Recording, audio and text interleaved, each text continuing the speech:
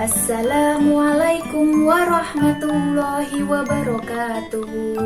Halo anak-anak, bertemu lagi dengan Ustazah Elvi. Semoga kalian tetap sehat ya, dan pastinya tetap semangat. Hari ini kita akan belajar tema 1 hidup rukun, subtema 4 hidup rukun di masyarakat. Pembelajaran 1 dan 2. Sebelum kita memulai pembelajaran pada pagi hari ini, mari kita membaca doa terlebih dahulu. Hayya bina nabda darsana bi qiraati basmalah. Bismillahirrahmanirrahim. Kalian siapkan ya buku dan alat tulis kalian. Kalian buka buku paket Bu Pena halaman 61, pendamping pembelajaran 1, muatan bahasa Indonesia, pendalaman materi, menyebutkan kalimat penolakan pada teks. Jenis kalimat itu ada bermacam-macam. Salah satunya adalah kalimat penolakan. Penolakan berkaitan dengan jawaban ajakan seseorang. Kalimat penolakan hendaknya diucapkan dengan santun. Penolakan ditandai dengan kata maaf atau tidak. Coba sekarang kalian perhatikan teks pada halaman 61 yang bawah. Nomor 1. Bacalah teks berikut dengan seksama. Coba kita baca bersama-sama ya. Hari Minggu besok, Dedi dan Made akan bermain sepeda di taman. Mereka ingin mengajak Jonas untuk ikut bermain sepeda. Jonas, hari Minggu besok aku dan Made akan bermain sepeda di taman. Apa kamu mau ikut bermain? Tanya Dedi. Iya, ayo ikut bermain bersama kami Jonas, ajak Made. Maaf Dedi, Made, aku tidak bisa ikut kalau hari Minggu. Aku dan keluargaku akan berkunjung ke rumah kakek di desa. Oh, begitu. Baiklah kalau begitu, lain kali saja kita bermain sepeda bersama. Kirim salam untuk kakekmu ya, ucap Dedi. Setelah kalian membacanya, coba perhatikan pertanyaan nomor 2. Sebutkan kalimat penolakan yang terdapat pada teks percakapan di atas. Penolakan tentang hal apa yang diucapkan? kalimat penolakannya yaitu maaf Dedi, Made, aku tidak bisa ikut kalau hari Minggu. Penolakan itu sendiri berisi tentang Jonas tidak bisa ikut bermain sepeda bersama Dedi dan Made karena Jonas dan keluarganya akan berkunjung ke rumah kakek di desa. Selanjutnya, muatan SPDP, pendalaman materi, menyebutkan jenis-jenis bahan alam untuk membuat hiasan. Bahan alam merupakan semua bahan yang terdapat di lingkungan sekitar kita. Bahan alam dapat digunakan sebagai bahan pembuat hiasan. Hiasan yang dibuat biasanya dalam bentuk kolase atau mozaik. Perbedaan kolase dan mozaik. Kolase yaitu menempelkan bahan alam pada permukaan gambar, sedangkan mozaik yaitu menempelkan kepingan-kepingan bahan alam pada bidang datar. Berikut adalah bahan alam yang biasa digunakan untuk membuat kolase atau mozaik. Contoh bahan alam dari biji-bijian yang pertama, biji kacang hijau. Yang kedua, biji jagung. Yang ketiga, biji kacang tanah. Dan masih banyak lagi contoh biji-bijian. Contoh bahan alam yang lain bisa kulit kerang, daun dan ranting, atau cangkang telur. Sekarang kalian lihat bawahnya ya, ada soal-soal. Soal yang pertama, kita bahas bersama ya. Apa yang dimaksud dengan bahan alam? Coba kalian jelaskan ya, siapa yang tahu? Nah, benar. Bahan alam adalah semua bahan yang terdapat di lingkungan sekitar.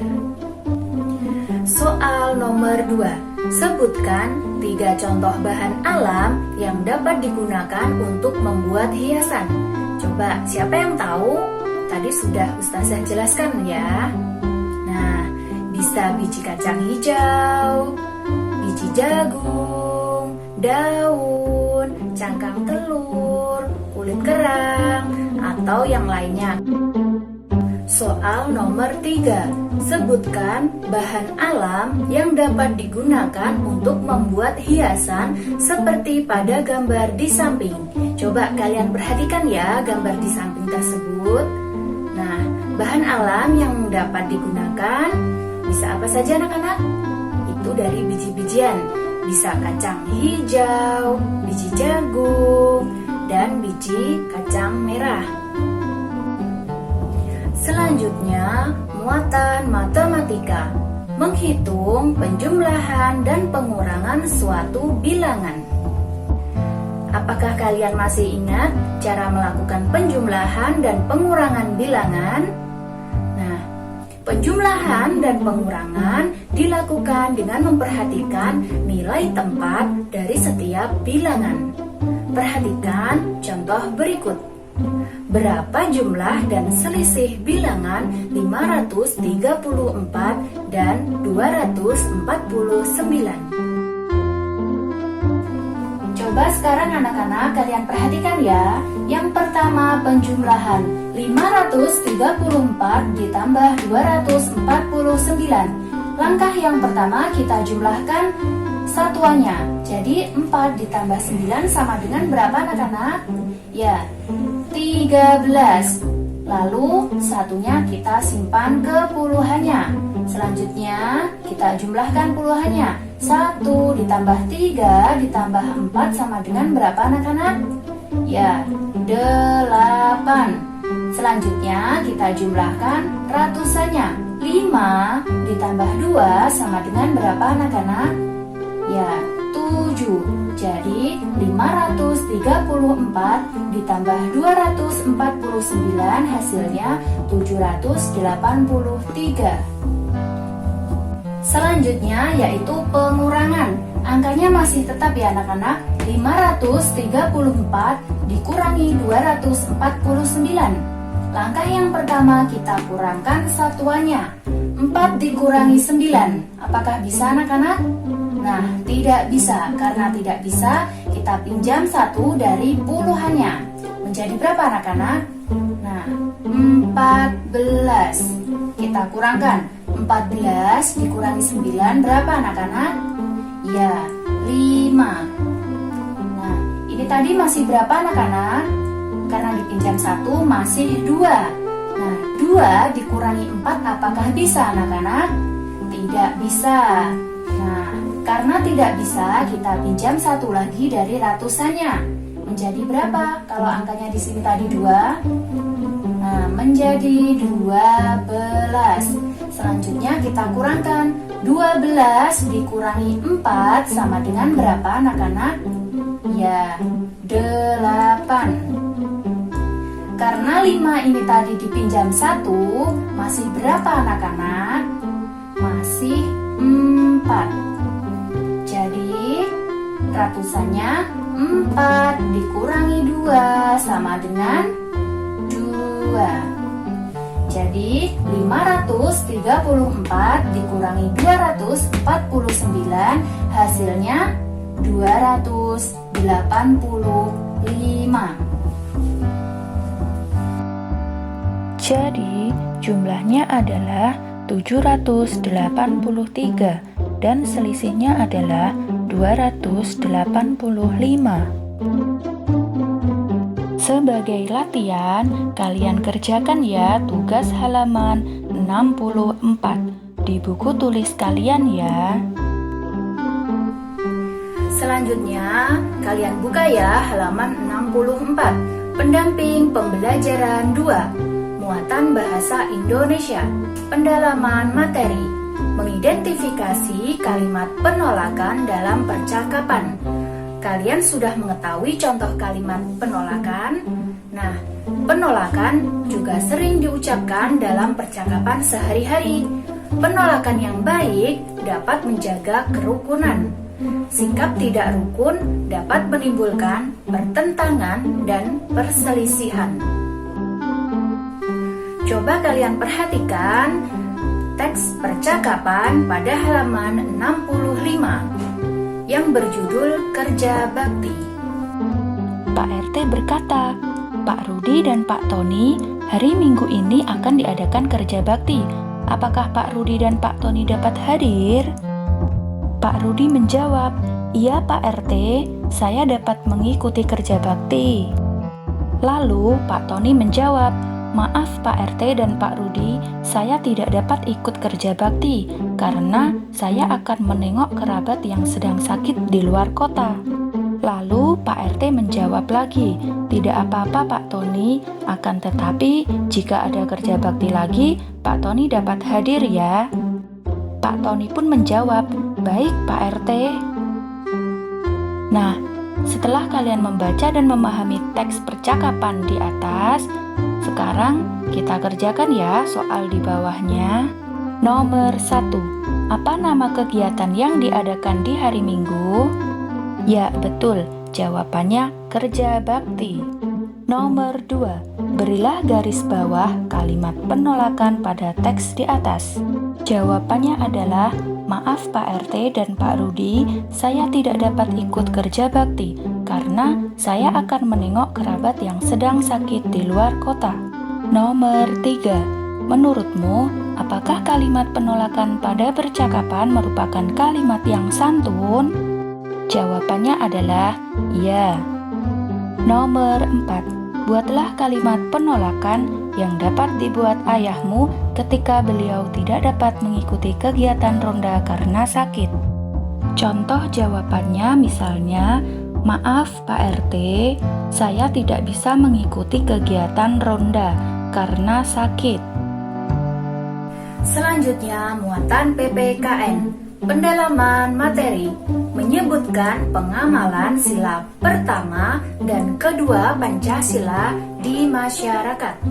Ayo sebutkan bunyi sila pertama Pancasila dan sila kedua Pancasila. Kita ingat kembali ya. Sila pertama Pancasila berbunyi ketuhanan yang Maha Esa.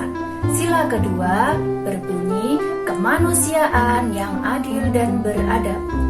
Nah, mengamalkan sila pertama dan kedua Pancasila dapat menjaga kerukunan antar masyarakat.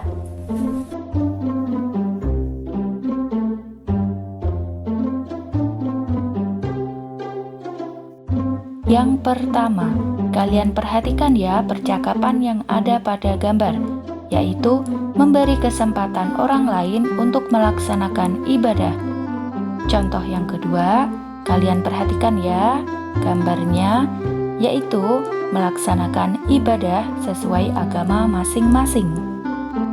Selanjutnya berikut contoh pengamalan sila kedua Pancasila di masyarakat. Kalian perhatikan ya gambarnya masing-masing. Yang pertama, membantu orang lain yang tertimpa bencana. Yang kedua, bersikap murah hati kepada semua orang. Yang ketiga, mau menolong sesama. Selanjutnya kalian perhatikan soal yang ada di bawahnya, halaman 66. Yang pertama, beri tanda centang pada sikap yang sesuai pengamalan sila pertama Pancasila di lingkungan masyarakat.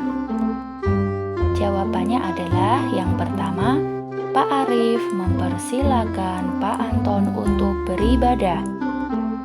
Yang kedua, Jonas tidak mengobrol saat Dedi sedang beribadah.